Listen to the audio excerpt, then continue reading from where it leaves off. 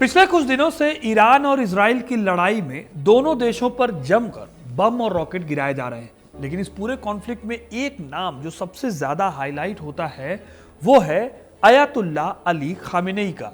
Ayatollah Ali Khamenei साल 1989 से आज तक ईरान के सुप्रीम लीडर हैं। दुनिया में बहुत कम ऐसे लोग हुए हैं जो इतने सालों से किसी देश की सत्ता को संभाल रहा हो।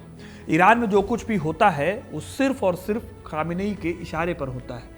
वो अकेले ऐसे शख्स हैं जिनके पास ईरान की आर्मी, नेवी, एयरफोर्स के साथ साथ ईरान की एलीट फोर्स यानी रेवोल्यूशनरी गार्ड और यहाँ तक कि इंटेलिजेंस एजेंसी तक की सीधी कमान है। ईरान के प्रेसिडेंट भले ही मसूद पेजेश्कियन हैं, लेकिन ईरान में जो कुछ भी होता है वो सिर्फ और सिर्फ खामेनेई के कहने पर होता है। आज इजराइल और ईरान के बीच का जो शैडो वॉर है वो खुलकर रॉकेट, मिसाइल और ड्रोन के हमलों में तब्दील हो चुका है और इसके पीछे एक एक स्टेप के पीछे खामेनेई का दिमाग है। पिछले साल अप्रैल 2024 में जब इजराइल ने दमिश्क में मौजूद ईरानी काउंसलेट पर हमला किया तो उसके कुछ ही दिन बाद ईरान ने सीधा जवाब देते हुए 300 से ज्यादा ड्रोन और मिसाइलें इजराइल पर दागी। इस पूरे फैसले के पीछे दिमाग इन्हीं अयातुल्लाह खामेनेई का था। अयातुल्लाह अली खामेनेई ईरान के सुप्रीम लीडर ही नहीं हैं, बल्कि वो ईरान के धार्मिक नेता भी हैं। ईरान की पॉलिटिक्स में क्रांति लाने वाले खोमैनी के बाद ईरान को मौजूदा शक्ल देने का काम अयातुल्लाह अली खामेनेई ने ही किया था।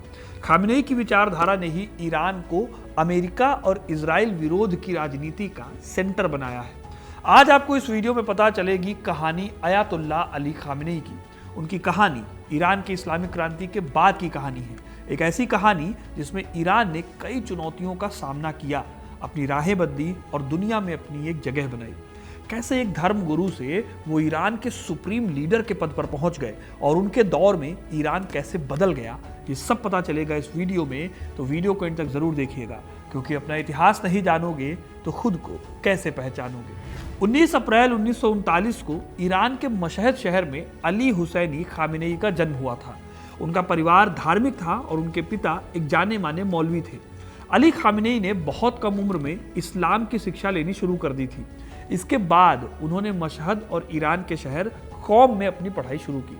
कौम उस वक्त ईरान में शिया इस्लाम की शिक्षा का बहुत बड़ा सेंटर था।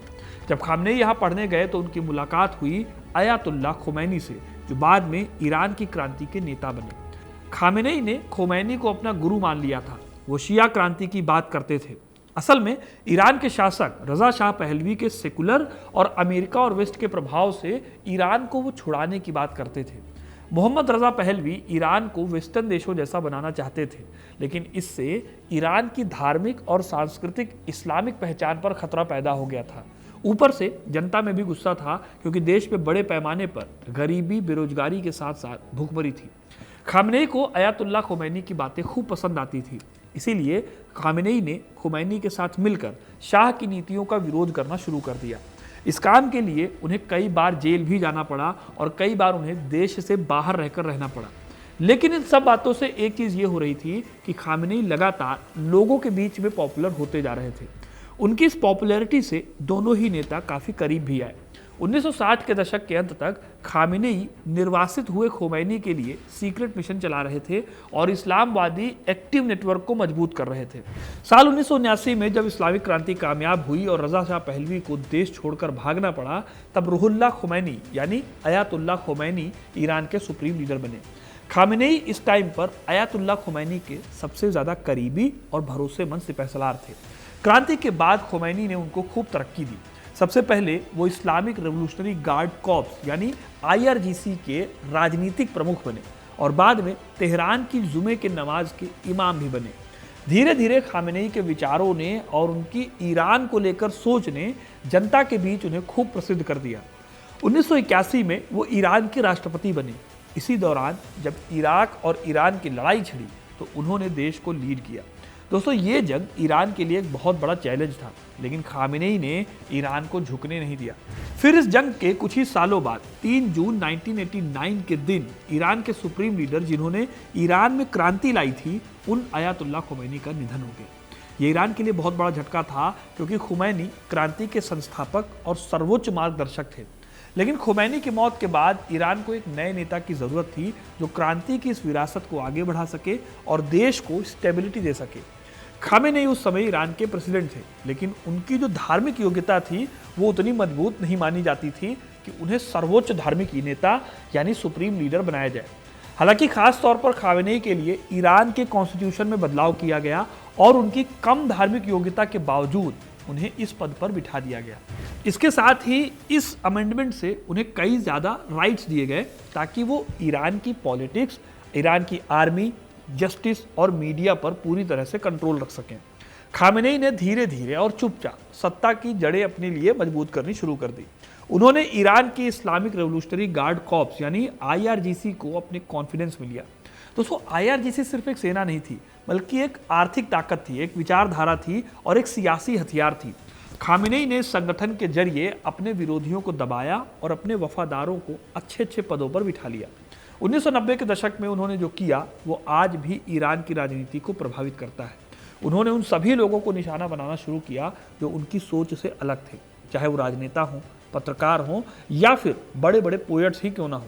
यहाँ तक कि जिन पोएट्स की उन्होंने कभी तारीफ की थी वो भी सुरक्षा एजेंसियों के निशाने पर आ गए।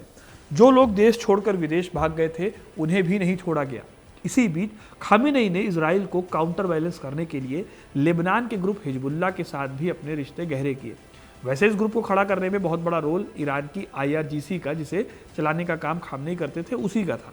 खामेनेई की खास बात एक ये रही है कि पिछले 35 सालों में उनकी सोच हमेशा खोमैनी की उस परंपरा को आगे बढ़ाने की रही जिसमें अमेरिका को महाशैतान और इजराइल को छोटा शैतान कहा जाता था।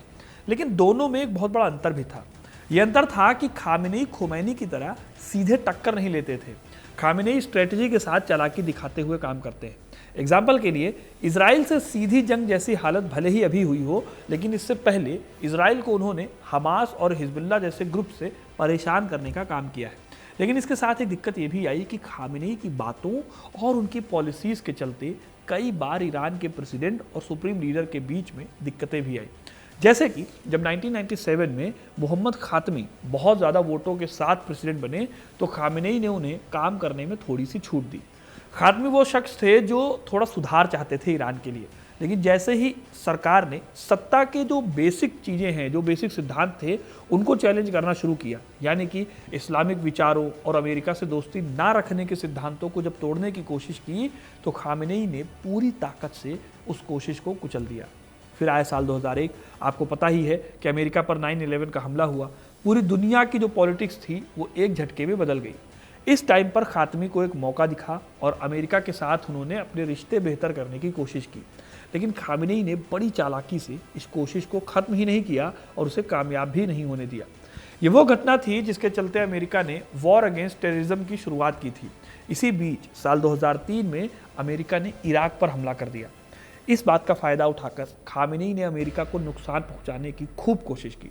कहने का मतलब है कि जितना अमेरिका को नुकसान पहुंचाया जा सकता था, खामेनेई ने उतना नुकसान करने की ठान ली थी।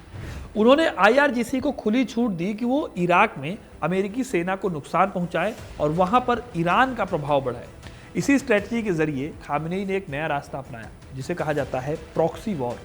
प्रॉक्सी वॉर का मतलब है कि लड़ाई सीधी सीधी नहीं लड़ी जाएगी, जबकि अपने अपने कुछ संगठन होंगे जिनको आगे करके लड़ाई लड़ी जाएगी, जैसे कि हिजबुल्लाह, हमास, हाउती मिलिशिया या फिर सीरियाई लड़ाकों को फंडिंग और ट्रेनिंग देना और इसके थ्रू अमेरिका और इजराइल को घेरने का काम करना।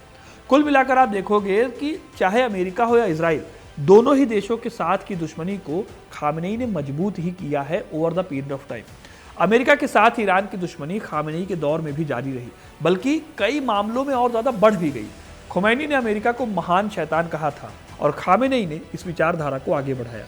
अमेरिका ने ईरान पर परमाणु कार्यक्रम को लेकर कई ज़्यादा सैंक्शन लगाए थे, जिससे ईरान की इकोनॉमी को बहुत नुकसान पहुंचा था। ईरान ने हमेशा से इन सभी सैंक्शंस को अन्यायपूर्ण बताया है और कहा है कि उसका जो परमाणु कार्यक्रम है वो शांतिपूर्ण उद्देश्यों के लिए है। इजराइल के साथ तनाव भी खामेनेई के नेता बनने के बाद और ज़्यादा गहरा हुआ है। खामेनेई ने इजराइल को एक अवैध ज़ायोनी इकाई बताया है। कहने का मतलब है कि जिस ज़मीन पर आज यहूदी रहकर इजराइल नाम दे रहे हैं, उनके हिसाब से वो ज़मीन अवैध रूप से कब्जाई हुई है। इसके साथ ही वो पैलेस्टीन के लोगों के अधिकारों का समर्थन बहुत ज़्यादा करते हैं।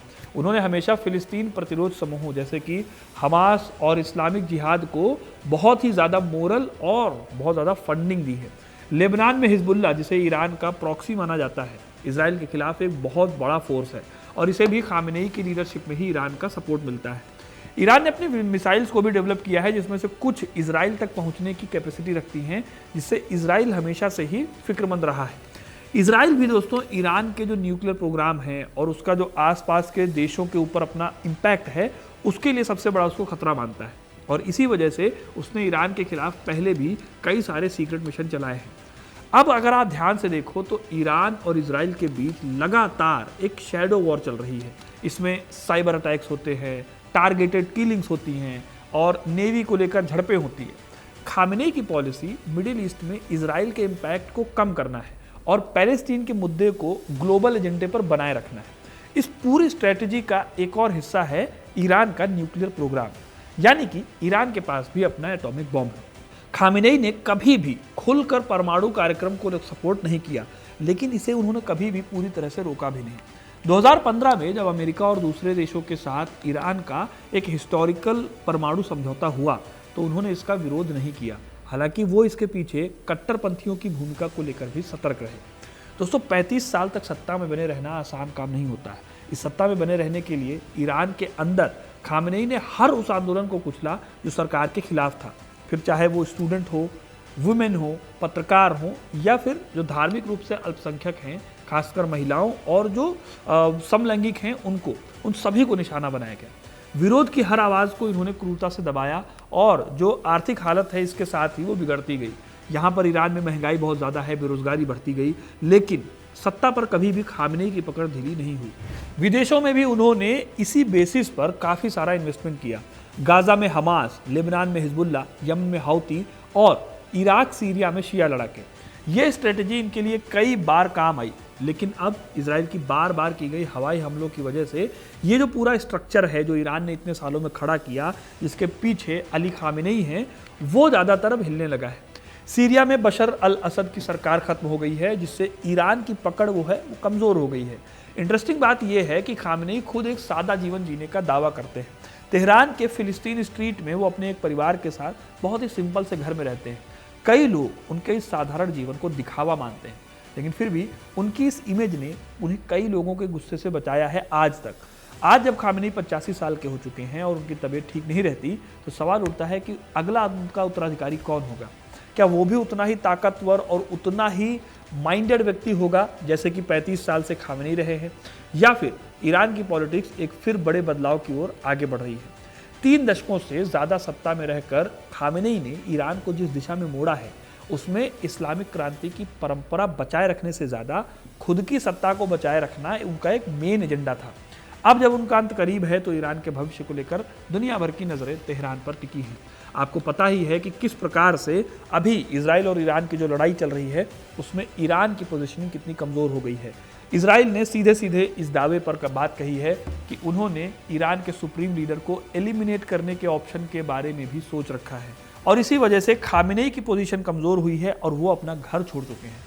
तो आगे इस लड़ाई में क्या होगा, खामेनेई का ईरान की पॉलिटिक्स में फ्यूचर क्या होगा, क्या अभी भी वहाँ पर इस्लामिक परंपरा रहेगी या फिर 1979 से पहले जिस तरह से ईरान में एक सेकुलर डेमोक्रेसी थी या फिर एक सेकुलर एरिस्टोक्रेसी थी वो वापस आ पाएगी, ये देखने वाली बात होगी। बाकी ये पूरे वीडियो कहानी ये थी कि कैसे खामेनेई ने ईरान को पिछले 35 सालों में बदला है। आपको कहानी कैसी लगी कमेंट करके ज़रूर बताइएगा। वीडियो को लाइक और शेयर करना ना भूलें और इस इंटरेस्टिंग कहानियों के लिए, इतिहास से जुड़े रहने के लिए हिस्ट्री कनेक्ट को सब्सक्राइब जरूर करें। धन्यवाद।